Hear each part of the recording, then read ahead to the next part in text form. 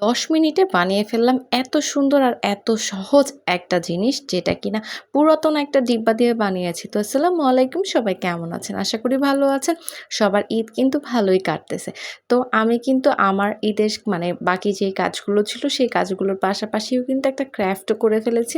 যেটা কিনা আমার অনেকদিন ধরে ইচ্ছা করতেছিল বানাবো।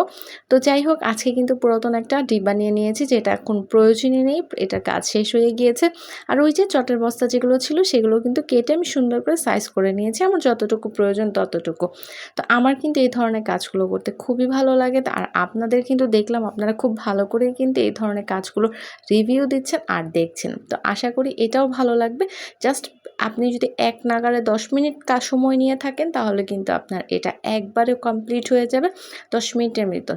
আর এটা কিন্তু আপনি যদি আরেকটু ডিফারেন্ট ওয়েতেও করতে চান সেক্ষেত্রেও বলে দিব কিভাবে ডিফারেন্ট ওয়েতে করতে পারবেন। বাট আমার কাছে কিন্তু এই লুকটা ভালোই লেগেছে। খুব সহজের ভিতরে সিম্পল ওয়েতে ঘর ডেকোর করতে কার না ভালো লাগে? আমার কিন্তু বরাবরই ভালো লাগে। তাই যখনই সময় পাই সবসময় চেষ্টা করি কিছু না কিছু করার জন্য। তারপরে কিন্তু আমি সুন্দর করে পুরোটাকে কাভার করে ফেললাম। আমার কিন্তু গোল অংশটা কিন্তু আমি জাস্ট বোতলের সাইজ অনুযায়ী কেটে নিয়েছি। আর নরমালি যে আঠাটা দিয়ে জাস্ট সেট করলেই আপনার পুরোটা কাভার হয়ে যাবে। আর এখানে আমি লেস নাই ইউজ করি। এবার একটু ভাবলাম যে উলের সুতাটা দিয়ে দিই, দেখতে কেমন লাগে। আর সাদা কালার দিয়ে জিনিস বানালে কিন্তু ভালোই লাগে। আমি কিন্তু অনেকগুলো কালারই কিনছি, বাট আমার কাছে মনে হয় সবগুলোতে সাদা জিনিসটা দিলে অনেক বেশি ভালো লাগে। তো আমি কিন্তু এটা করতে, করতে আরও একটা আইডিয়া বের করে ফেলছি। হ্যাঁ? সেটাও আপনাদের সাথে শেয়ার করব খুব শীঘ্রই ইনশাল্লাহ। সময় পেলেই যখনই সময় পাবো তখনই করব। তো আমি জাস্ট নরমালি একটু সুন্দর লাগার জন্য আমি ২-১টা জাস্ট রাউন্ড দিয়ে দিব এটাতে। তো আমি ৩টা রাউন্ড দিছি এদিক থেকে ওইদিকে ঘুরিয়ে, হ্যাঁ? আর আমি যে ধরনের ক্রাফটগুলো করি সবগুলো কিন্তু অপ্রয়োজনীয় জিনিস। আমার কিনতে কিন্তু মানে খুব বেশি একটা টাকার প্রয়োজন হয় না, হ্যাঁ? তো অনেকেই ভাবে যে ঘরের জিনিস করতে গেলে অনেক বেশি কস্টিং যায়। অনেক বেশি কস্টিং যায় না। আপনাদের জাস্ট একটু ধৈর্য লাগবে আর একটু সময় লাগবে। এই যে আইসক্রিমের কাঠিগুলো আমি জমিয়ে রেখে দিয়েছিলাম। ২ টা কাঠি একসাথে করে আমি কিন্তু টোটাল ৮ টা কাঠিকে ৪ টা করে নিয়েছি। এই যে সাইড দিয়ে জাস্ট আমি এটাকে দাঁড়া করানোর জন্য। কারণ এটা যদি আমি এভাবে রেখে দেই তাহলে কিন্তু ডিফারেন্ট লুকটা আসবে না। তো এই একটা জিনিসের কারণে কিন্তু ডিফারেন্ট লুকটা চলে আসছে। আপনারা চাইলে কিন্তু কাঠির স্টিকটাকে হোয়াইট কালার করতে পারেন। তো আমার কেন জানি কালারটা করতে ইচ্ছে করছিল না। তো আমার যদি পরবর্তীতে কালার করতে ইচ্ছে হয় অবশ্যই আমি কালারটা চেঞ্জ করব।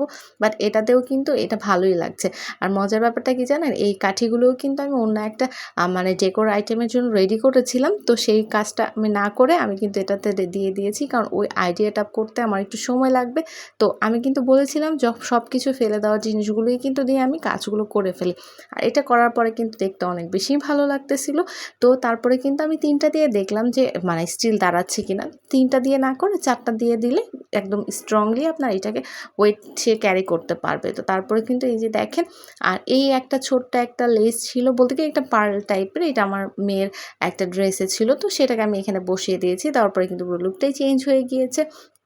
আর এটার ভিতরে হচ্ছে এটা একটা ফর্ম অনেকদিন ধরেই রয়ে গিয়েছিল। এটাকে আমি জাস্ট গোল করে সাইজ করে যতটুকু প্রয়োজন ততটুকু নিলাম। কারণ ভিতরে না দিলে তো আমি ফ্লাওয়ারটাকে রাখতে পারবো না। তো জাস্ট এমনি মানে হালকার উপরে জাস্ট দিয়ে জাস্ট উপর দিয়ে আমি যাতে ফুলগুলো দিতে পারি তো এভাবে করে সেট করে ফেললাম।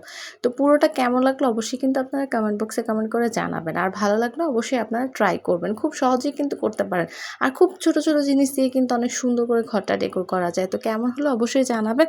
আর তো আমার ঈদ কিন্তু কাজের পাশাপাশি কিন্তু আমি এই ধরনের ক্রাফটগুলো করে ঈদ পালন করে ফেলতেছি। তো আজকে এই পর্যন্ত। ভালো থাকেন, সুস্থ থাকেন। আল্লাহ হাফেজ।